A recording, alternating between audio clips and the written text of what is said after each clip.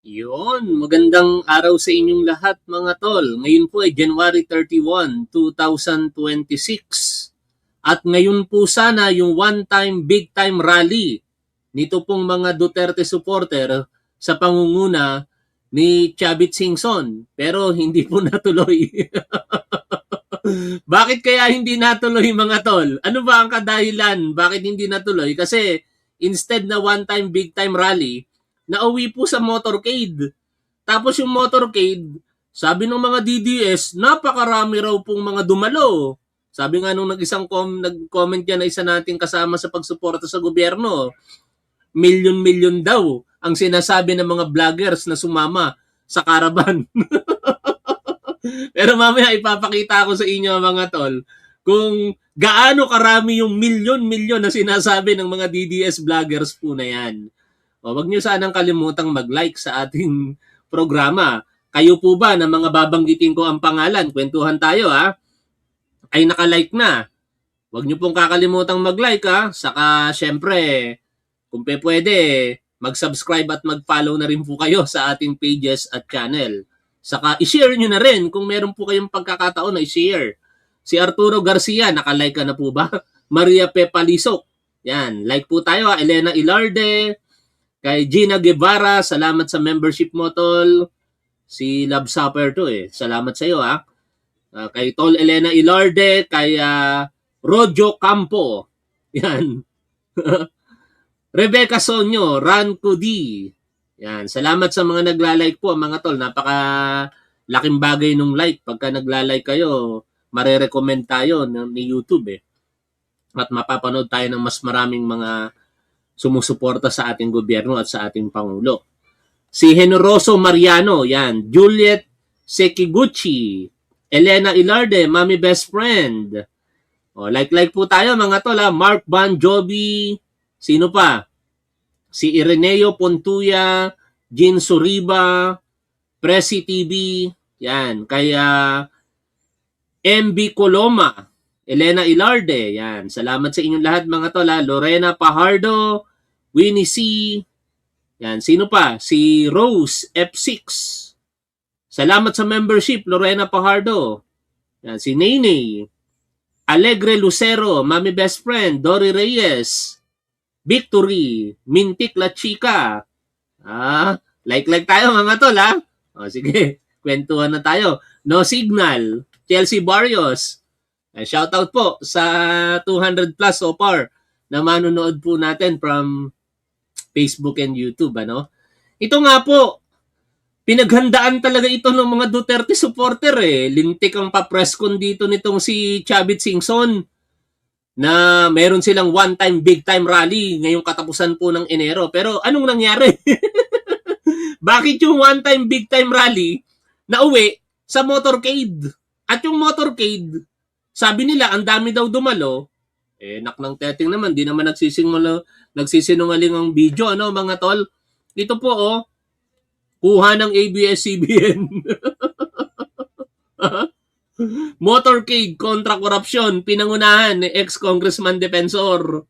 Nagsagawa ng motorcade ang ilang grupo sa kahabaan ng EDSA ngayong Sabado, January 31, upang ipanawagan ng pananagutan ng mga sangkot sa maanumalyang flood control projects. Ayon kay dating Congressman Mike Defensor, naniniwala ito na si Pangulong Ferdinand Marcos Jr. ang mastermind sa malawakang korupsyon sa bansa. Kaya naman pala lalangawin talaga. Kasi alam naman ng mas maraming mga Pilipino na hindi si Pangulong Bongbong Marcos ang mastermind. Siya nga yung nag-utos na imbestigahan ang malawakang korupsyon sa flood control projects, tapos siya pa ang magiging mastermind. Anong katangahan naman yon? No? Sa sona ng ating Pangulo, sinabi niya, mahiya naman kayo. Referring yon sa mga balasubas. Later on tinawag niya, no, na balasubas.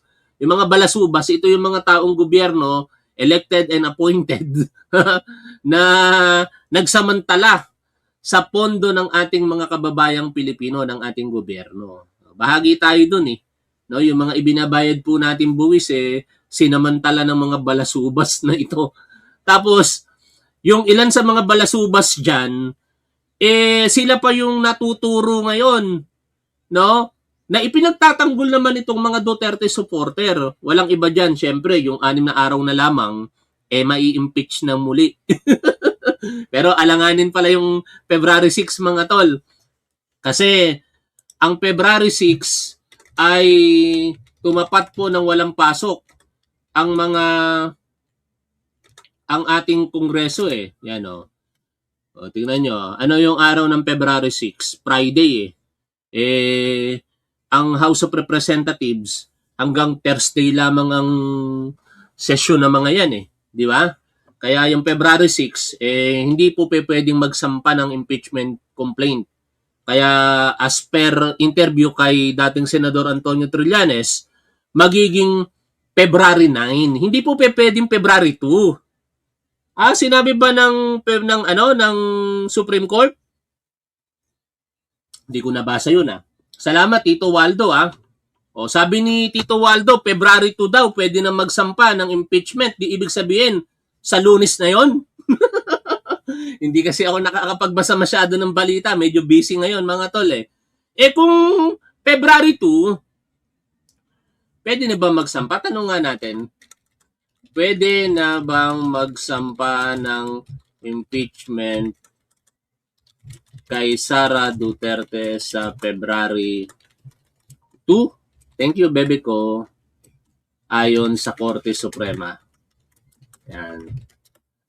Tanong natin kung ano ang magiging sagot. Nag-iisip si AI. No? Ay, hindi marunong umintindi ng Tagalog si AI. Ayan Pero, saan nyo nabasa yung February 2 mga tol? Kasi ang sinasabi ni dating Senador Antonio Trillanes, February 6 sa naging desisyon ng Korte Suprema, wala namang binanggit doon na February 2. Narinig ko sa interview ni Sentry, February 2 daw. Sa akin pagkakaalala kasi, ang sinasabi ni Senador Trillanes o dating Senador Trillanes, February 9. Kasi alanganin nga po yung petsa ng February 6. Pero sige, wag na natin pagtalunan yan. Ang mahalaga, muli na namang masasampahan ng kaso si Sara Duterte for impeachment. No? Kaya ngayon, yung mga supporter niya, katakot-takot ang pag-iingay. Dinadivert nila yung atensyon ng publiko para mailihis nga yung tunay na issue na base sa mga ebidensya ay si Sara Duterte talaga ang masasampahan ng impeachment at may posibilidad na umabot sa Senado katulad nung nangyari nung nakaraang taon. Si Pangulong Bongbong Marcos may nakasampa na rin impeachment at tayo naman ay sang-ayon sa tamang proseso. Kung sila po ba ay may mga ebidensyang inihahain laban kay Pangulong Bongbong Marcos, let the process begin or even the trial proceed forthwith. Hindi natin yan dapat iniiwasan. Kung merong ebidensya laban kay Pangulong Bongbong Marcos, harapin, no? At sasagutin yan ng kampo ni Pangulong Bongbong Marcos sa tamang pagkakataon at sa tamang panahon. Pero si Sara Duterte, ano ang ginawa nila? Sinagot ba nila? Hindi. Iniwasan nila yung issue. Bagkos ano ang ginawa nila? Ginawa nilang technical. Sabi ng mga abogado ni Sara Duterte, hindi constitutional. Sinangayon na naman sila ng Korte Suprema. Pero yung merito ng kaso, hindi na tackle. Ibig sabihin, hindi na pawalang sala si Sara Duterte. Na-delay lamang yung proseso kasi after ng 1-year bar rule, pwede na siyang muling sampahan ng reklamong impeachment. Sabi nyo nga, February 2 na daw. No? Sa akin kasing pagkakatanda, February 6 Tapos sabi ni dating Senador Antonio Trillanes, maliban ko nagkaroon ng pagbabago na hindi ko napanood, February 9. Ngayon, February 2. Sige, mas maganda yan. No? Pero ito, yung katotohanan dito mga tol, huwag niyong kalilimutang mag-like. Kayo ba, Tito Waldo, Helen de la Cruz, kay Adi Shores, Winnie C, Chess Master, Carmelo Bobiles, naka-like na ba kayo? Like! Baka hindi pa kayo naka-like Malaking tulong kasi kay Top 1 Lalo ngayon, naghihirap na tayo sa views. Kakaunti na lang nanonood kay Top 1. Kaya tulungan niyo po si Top 1 na dumami tayong mulit sa pamamagitan po ng pagla-like nyo, mga tol. Huwag nyo kalilimutang mag-like. At ito, no, hindi po ito fake news sapagkat nakikita nyo naman, no, yo. Ha? Kasi medyo magaling na yung ano ko pero open wound pa rin eh. Sabi nung doktor ko mga 2 to 3 months ang pagpapagaling ng sugat. Kaya nga kanina dumating yung washing machine kasi talagang out of budget, mga tol. Kaso lang nakikita ko naghihirap si Mrs. Ang hirap, ang daming mga labahin. Sa mano-mano, napakahirap po nun. Kaya sinikap ko talaga na magawa ng paraan na makabili ng bagong washing machine. At hindi ako makakilos ng maayos kasi hindi pa pwede magbuhat. Kaya kanina nakiusap ako sa kapitbahay doon sa nag-deliver tapos tinamagan ko yung kapatid ko, sila na yung nag-ayos diyan. Patulong-tulong lang ako. Kaya yun nga, sa kabila nung pagiging may sugat sa likod, medyo lumalakas na tayo kaya ngayon napaka-hype ko na naman mag-vlog. Then masaya lang ako kasi nakita ko nilalangaw eh. 'Di ba? O Rolando Guerrero, isang DDS na nanonood sa atin na hindi bayaran, pero yung ibang mga Duterte supporter na nanonood sa atin, mga bayaran yun eh. Kitang-kita niyo naman yung pattern ng comment nila eh. No? Pero si Rolando Guerrero na hindi bayaran, wag mong kakalimutang mag-like sa ating programa, Rolando Guerrero, special mention ka pa. Sino pa? Si Reynaldo. Yan, gumanit. Salamat sa pagla-like nyo. At ito na nga, mga tol. O, nakikita nyo? Sabi nila doon sa poster nila na nakalagay sa harapan ng jeep kanina, ay ibalik ang ninakaw. Buwis para sa serbisyo, hindi para sa bulsa ng politiko. Naku, tatamaan yata sina Sara Duterte dito Kasi ang akusasyon kina Sara Duterte 125 million pesos na ginasta lamang sa loob ng 11 araw, confidential funds, 612.5 million pesos sa loob ng 2023 nang siya'y nanunungkulan bilang kalihim ng Department of Education at bilang Vice Presidente ng Pilipinas. Tapos, may mga alegasyon pa sa kanya ngayon na mahigit sa 2 bilyon na confidential funds mula noong 2016 hanggang 2022 nang siya'y mayor ng City of Davao. O, yan ay mga alegasyon. No? Ako naman, syempre bias tayo, no? Bias ako against Duterte. Alam niyo naman tong programa natin, tinitira nila si Pangulo, kaya pagtatanggol natin, tapos i-criticize din natin ang mga Duterte. Kaya bilang biases ko, laban sa mga Duterte, mas malakas ang paniniwala ko na may katotohanan ng sinasabi ni dating Senador Antonio Trillanes. No, ganun lang naman yun, mga tol. Kayo na mga Duterte supporter, mas naniniwala kayo na mas may ebidensya kay Pangulong Bongbong Marcos. Karapatan nyo yan. At karapatan din namin maniwala. No? Pero sa huli, hindi naman yung karapatan natin sa paniniwala at opinyon ng mananaig. Kung hindi, kung ano yung kalalabasan ng tamang proseso. At yun po, sa ngayon, yung impeachment sa pagitan po ng dalawang leader ng ating bansa. Ang ating Pangulo, in-impeach, 2, pero hindi pa po yan gumugulong sapagkat yan ay nasa House of Representative Committee on Justice pa lamang. Tutukuyin pa yan kung meron ba talagang merito para ang mga kongresista ay bumoto at least 1/3 at mai-forward yan sa Senado. O kaya naman, by 1/3 of signatures agad-agad, yung second mode ng impeachment, pwede kagad umakyat sa Senado. Pero tingin ko, mukhang malabo pa po yan sa sabaw ng pusit na magtatagumpayan impeachment laban kay Pangulong Bongbong Marcos. Pero malamang sa malamang, itong kay Sara Duterte, makikita na natin sa level pa lamang ng House of Representatives Committee on Justice kung ano-ano yung mga ebidensya laban sa kanya. At yun yung aabangan natin. At dahil dyan, syempre, nag-iingay itong mga supporter. At ito nga yung nangyari kanina, mga tol. Yan o, di ba?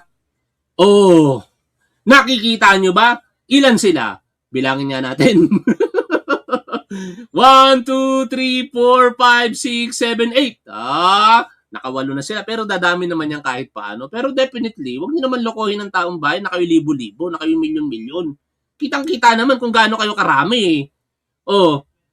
parang mas marami pa nga yung sasakyan. Samantala nung nag-rally para sa impeachment ni Sara Duterte noong 2024, rather 2025, grabe, talagang ang haba niyan. Pumunta ako dun eh. No? Talagang isang beses nakilahok ako sa rally na yon. Pero parang sa huli nagsisi din ako eh. Bakit? Kinahapunan yung mga kasamahan natin nung umaga pinahapunan, bigla naman binabanatan si Pangulong Bongbong Marcos, double face yung mga Makabayan Black. Na ngayon siya naman nag-impeach nagsampa ng impeachment complaint kay Pangulong Bongbong Marcos. O yan o, nakikita niyo mga tol, ganyan ba yung milyon-milyon? Grabe naman. O, anong tawag sa kanila kung sinasabi nilang milyon-milyon yan? Saan ang milyon dyan? Baka wala pa nga 1,000 ito. Wag kasing exaggerated mga DDS vloggers. Eto may sinasabi si hindi na-appoint sa MMDA. Kaya ang sama daw ng loob. Kasi yun ang chismis eh. Hindi daw ito na-appoint sa MMDA. Beth Bush, baka hindi ka pa nakalike Victorio Salmasan Ranch. Like po kayo Malot. Nori Bredon, shoutout po sa inyo. Enrile Marquez. Mag-like po kayo, huwag niyong kalilimutan mag-like Sige nga, pakinggan nga natin itong si Mike Defensor kung anong sinasabi nito dito. Sa bayan, may mga ganun Tapos may mga tumatapik na mga naiintindihan ko, naawa din naman ako. Yun nga, sana umabot na rin sa punto na talagang malawakan na yung hindi pagkilos ng polis para sa pagsunod sa illegal na order ng administrasyong to. Sir Mike, mabilisan lang po. Oo, shit. Naknang teteng naman. May pa illegal order pa kayo. Baka ang tinutukoy niya, yun nangyari doon sa Cebu. Alam niyo yung nangyari sa Cebu na content nga ito ni Undersecretary Claire Castro pero di ko pa napanood dito. Nakita ko lamang yung titulo. Kaya gamitin natin ngayon. Alam niyo kung meron kayong dapat sisihin diyan, hindi si Pangulong Bongbong Marcos. Sarili ninyo. No? Unang-una, ang gobernador ng Cebu Province ay kakampi ninyo. Si Governor Pamela Baricuatro, isang DDS, kakampi nyo yan. Pero ano ginawa nyo? Binastos nyo siya Nakikiusap sa inyo si Governor Baricuatro na ipagpaliban muna yung inyong motorcade, rally-rally dyan sa Cebu. Kasi itinaon ninyo kung kailan merong international forum na mangyayari o nangyayari. Kaya yung gobernadora nakikiusap sa inyong mga kapwa niya DDS. Pero ano ginawa ninyo? Binastos ninyo. Alam mo ba, Mike Defensor, kung nakanino ang kontrol ng kapulisan kapag probinsya ang pinag-uusapan? Kailangan ko pa bang ipaalala sa iyo yan? Di ba? Ang provincial government, meron niyang operational supervision sa provincial police personnel. No? Kaya nga sa batas, di ba? I am not a lawyer pero ako ay dating police. At ito naman ay mababasa po ninyo sa Republic Act 6975 as amended ng Republic Act 8551, the DILG Act of 1990 and the Reorganization and Professionalization of the Philippine National Police. Yun po yung dalawang batas At sinasabi po doon, particular sa Republic Act 6975, na ang gobernador ang siyang pumipili ng kanyang provincial director na nirekomenda sa kanya ng regional director, 3 sa listahan nito, ang kanyang pagpipilian. Kaya basically, ang mga na-appoint bilang provincial police director ay direktang nagre-report din sa provincial governor. Kaya kung meron man kayong dapat sisihin, hindi si Pangulong Bongbong Marcos yun. Sisihin nyo si Governor Pamela Baricuatro. Kasi kung meron man sigurong nag-utos sa mga pulis na ipatupad yung batas, hindi si Pangulong Bongbong Marcos yun. Kung hindi, si Governor Pamela Baricuatro. At yun ang itinatadhana ng batas Di ba? Sabi sa section 24 ng ating binabanggit na batas, the powers and functions of the Philippine National Police. The PNP shall enforce the law relative to the protections of lives and properties. Medyo bumabalik yung pagiging teacher ko, pero hangga't maaari, ayoko ng ganong approach dito sa ating programa eh. Gusto ko simple na lang. Pero tuloy tayo dito. Pakinggan po ninyo si Undersecretary Claire Castro dito. Pag ganito may mga afirma, dapat ipagyabang natin ang Pilipinas. Diba? Ipakita natin sa buong mundo na Tama. mga Pilipino nagkakaisa. Tama. Diba? Huwag magpakita ng mga aksyon ng pang-distab. Diba? Oy, Kasi, Janet Ladra, huwag ibang mo mga kalimutan tao na mag-like, kung ha? kailan pa merong mga bisita, mga foreign dignitaries, mga foreign ministers, mga heads of the state, no? Ng iba't ibang bansa, doon pa na ipapakita ng panggugulo. Di ba? Kakahiya yun. Diba? Bakit? Para sirain ang gobyerno. Yung mga ginto akala natin, sabi nila makabakyan sila. Sasabihin nila na they're doing this for the country. Sinisira yung bansa. Sa pansariling kapakanan nyo. Tama. Selfishness. Tama. Pagiging makasarili yan. Ano ba naiisip ninyo, Mike Defensor? Bakit kung kailan merong isa sa mga magdadala sa... Oy, nagalaw ko yung camera natin. Naka-hand gesture kasi. Pagka magdadala sa Pilipinas para sa pagkakakilanlan ng mga kapwa natin o ng ibang bansa, ginugulo ninyo. Huwag ganon. Talaga kayo eh. Tuloy natin ang pakikinig. Di ba? Hindi nyo dapat, diba? Pinaghandaan to na maayos, pinaghandaan to na mahabang panahon, tapos sisirain nyo.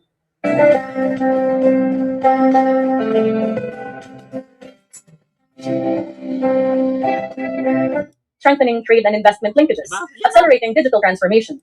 Merong nangyayaring international activity. Kasi ASEAN po yan eh. Hindi naman yan para lamang sa Pilipinas. Tapos, nandoon kayo, pinapalabas ninyo kung ano-ano para lamang siraan ng kasalukuyang gobyerno.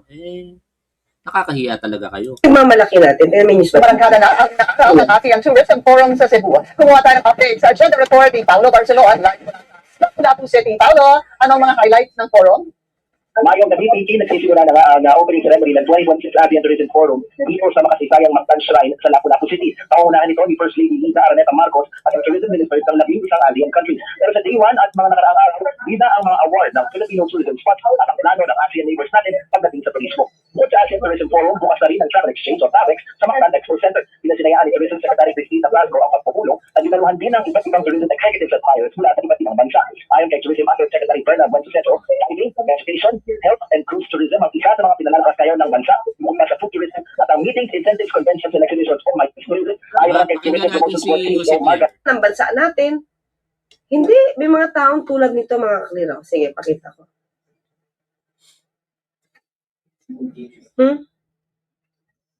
Yan, no? Dito kami nagkaroon ng traffic. Nandun nga siya. Na-flowing yung traffic. Diba? Bakit ka nandiyan dyan? Bakit sa Cebu? Diba? Pakisagot mo nga yung tanong ni Yusip Claire.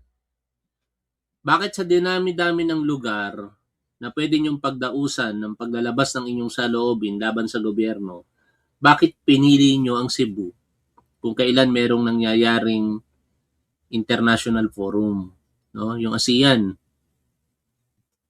Anong layunin ninyo? Ipahiya ang gobyerno? Diba? Bakit itataon mo dyan? Kaya mga kakali, diba? Isipin nyo na lang, bakit kayo mo itataon kung merong affair at may mga bisitang, mga banyaga, ang bansa natin? Anong purpose? Manggulo.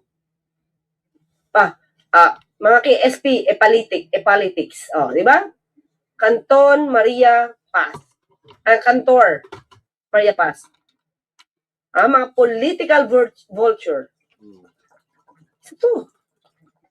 Pansariling kapakanan, mga kaklir. Imagine mo, instead ay mga kapulisan, Pero tanungin natin ito si Mike Defensor, ano ba naitulong mo sa gobyerno? Sa kapwa natin Pilipino, Mike Defensor. Ano ba nagawa mo para sa Pilipinas? Para sa mga Pilipino? Marami kang nagawa para sa boss mo, si Gloria Macapagal-Arroyo.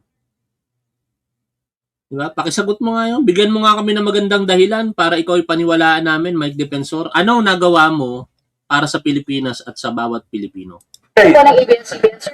Just kindly explain to us, ano po ang program na mangyayari po for today, sir?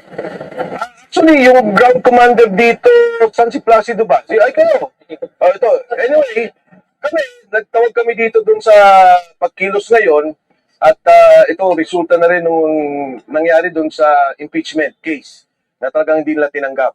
At ito'y patuloy namin pagpapahiwatig sa galit namin sa kurakutan na nangyari at korupsyon sa bayan at ang paniniwala namin at ang Mahiya ka naman.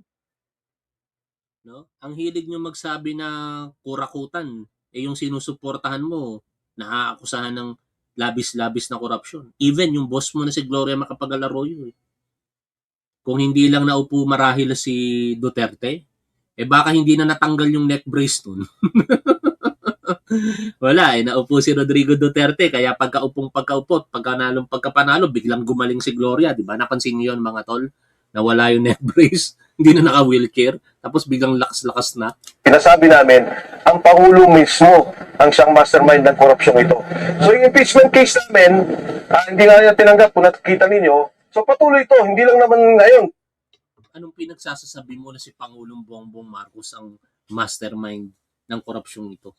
Saan ka naman nakakita na siya mismo ang nagpupursige para ang korupsyon na talagang endemic dito sa Pilipinas matigil na sana, pero alam niyo kahit anong gawin ng ating Pangulo sa kanyang termino, hindi matatapos siya ng ating Pangulo. Pero ang mahalaga, nasimulan.